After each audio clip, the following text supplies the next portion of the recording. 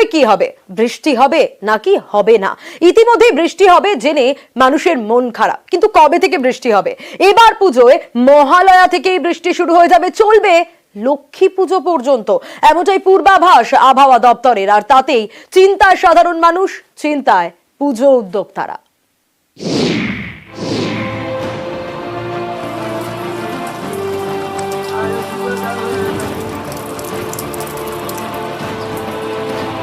কয়েকদিন আগে নিম্নচাপের জেরে টানা বৃষ্টি। বুধবার থেকে উত্তর ও দক্ষিণবঙ্গের জেলাগুলিতে দফায় দফায় বৃষ্টি।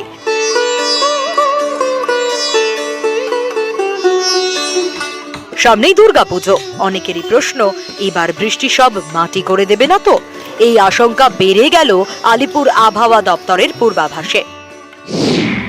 এবার 2রা অক্টোবর মহালয়া, 16ই অক্টোবর লক্ষ্মী পুজো। আলিপুর আবহাওয়া দপ্তরের পূর্বাভাস, মহালয়া থেকে লক্ষ্মী পুজো পর্যন্ত বৃষ্টি হতে পারে। উত্তরবঙ্গ থেকে দক্ষিণবঙ্গ সর্বত্রই এবার পুজোয় বৃষ্টির পূর্বাভাস। আলিপুর আবহাওয়া দপ্তর জানিয়েছে, অক্টোবরের দ্বিতীয় সপ্তাহে সাধারণত যেরকম বৃষ্টি হয়, এবার পশ্চিমবঙ্গে তার থেকে বেশি বৃষ্টি হতে পারে। 4 তারিখ থেকে 10 তারিখ পর্যন্ত যে ওই উইকও কিন্তু দুই বঙ্গে বৃষ্টিপাত স্বাভাবিকের থেকে বেশি হওয়ার সম্ভাবনা। দুর্গাপুজোর যে সপ্তাহটিতে, ওই সপ্তাহটিতে পশ্চিমবঙ্গের সব জেলাতেই স্বাভাবিকের থেকে বেশি বৃষ্টিপাত হওয়ার সম্ভাবনা আছে। বৃষ্টি হলে তো পাবলিক ঠিক মতো আসতে পারবে না, এটা একটা মহা চিন্তা। আমরা তো লক্ষ লক্ষ টাকার প্যান্ডেলে পুজো প্যান্ডেল করে, যদি পাবলিক দর্শনেই না হয় বৃষ্টির জন্য, এটা মহা চিন্তায় আছে। জিনিসগুলোকে রক্ষা করা, এত ইনস্টলেশন নষ্ট হয়ে যাওয়ার ভয়, আবার তাকে আবার নতুন করে করা, এবং মানে একটা মারাত্মক দুশ্চিন্তা নিয়ে কাজ করেছি। চাপের মধ্যেও কাজ চালিয়ে যেতে হচ্ছে। এই প্রকৃতির বিরুদ্ধে লড়াই করে কাজ করাটা একটা সত্যি আমাদের চ্যালেঞ্জ। কিভাবে যে সামলে উঠবো কাজ, সেটা কিছু বুঝতে পারছি না। অত্যন্ত বিপর্যয় মোকাবিলা পরিস্থিতিতে কাজ করতে হচ্ছে। আরো বৃষ্টি হবে বলছে, সেই জন্য আমরা তো খুব চিন্তার মধ্যে আছি। যে লেবারটা ছিল তার দ্বিগুণ 3 গুণ লেবার লাগাতে হচ্ছে। যেহেতু ভিতরে কাজটা কমপ্লিট হয়ে গেছে, এখন বাইকটা ধরবো আমরা, কিন্তু এই সময় বৃষ্টি, সামনের সপ্তাহে ওপেনিং পুজোর চিন্তায় আছি।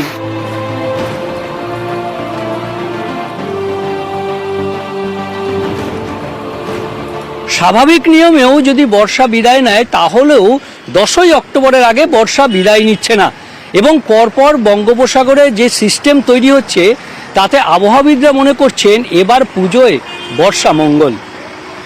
ক্যামেরায় বিপুল ঘোষের সঙ্গে বিশ্বজিৎ সাহা, নিউজ 18 বাংলা। দেখছেন তো, রাজ্য জুড়েই পূর্বাভাস বৃষ্টির, আর পুজোর হাতে গোনা কয়েকটা দিন বাকি রয়েছে, কিন্তু তার আগে টানা বৃষ্টিতে বিপর্যস্ত খানাকুল। ডিভিসি জল ছাড়ার পর থেকে পরিস্থিতি আপনাদের দেখিয়েছিলাম। এবার জোড়া ফলা নিম্নচাপের বৃষ্টি আর প্লাবিত খানাকুলের দুর্ভোগে মৃৎশিল্পীরা। কি অবস্থা দেখুন, আর প্রতিমা দিতে হবে তাদেরকে বানিয়ে, কিরকম অবস্থা শুভদীপের কাছ থেকে জানবো। শুভদীপ, এই যে ছবিটা আমরা দেখছি, তাতে মাটির প্রতিমা আর জল থই থই অবস্থা, এ তো ভয়াবহ। কিভাবে কাজ শেষ করবেন তারা? একেবারেই সোনিয়া, দেখো, মৃৎশিল্পীদের এই মুহূর্তে একবারে যাকে বলে শিরে সংক্রান্তি। তার প্রতিমার যে কারখানা, সেখান থেকে 10টি দুর্গা প্রতিমা প্রায় তৈরি শেষের পথে ছিল। সেই মুহূর্তে বন্যার জলে সম্পূর্ণ ভেসে গিয়েছে, সম্পূর্ণ প্রতিমাগুলি নষ্ট হয়ে গিয়েছে। হাতে মাত্র আর কয়েকটা দিন, এই মুহূর্তে তাদের আর সময় নেই। যারা প্রতিমার অর্ডার দিয়েছেন তারা কিন্তু প্রতিমা তাদের পুজোর আগে বুঝে নেবেন। এই মুহূর্তে মৃৎশিল্পীরা কি করবেন ভেবে পাচ্ছেন না, দিন রাত এক করে তাদের কাজ চলছে।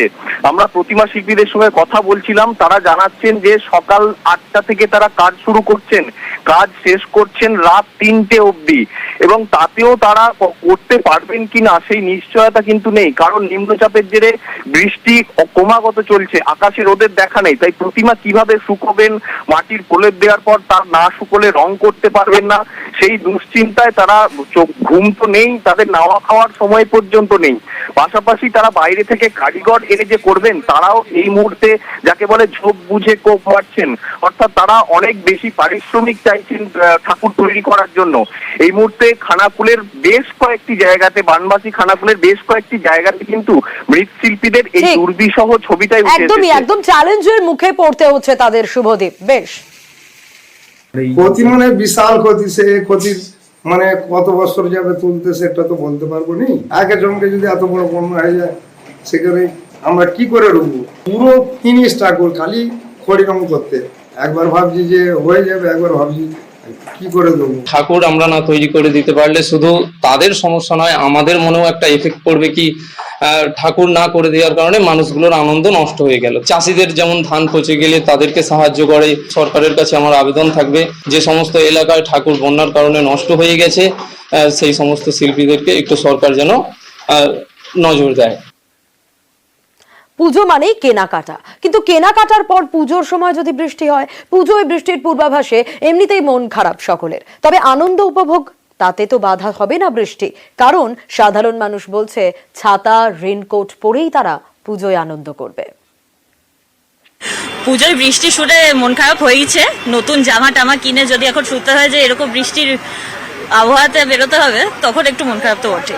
খারাপ ওয়েদার থাকলে তো ডেফিনেটলি খারাপ লাগেই, যে প্যাচ প্যাচ করছে, জুতো ভিজে যাচ্ছে, জামা ভিজে যাচ্ছে, বাট স্টিল মজা তো করতেই হবে, বছরে একটা বার আসছে পুজো।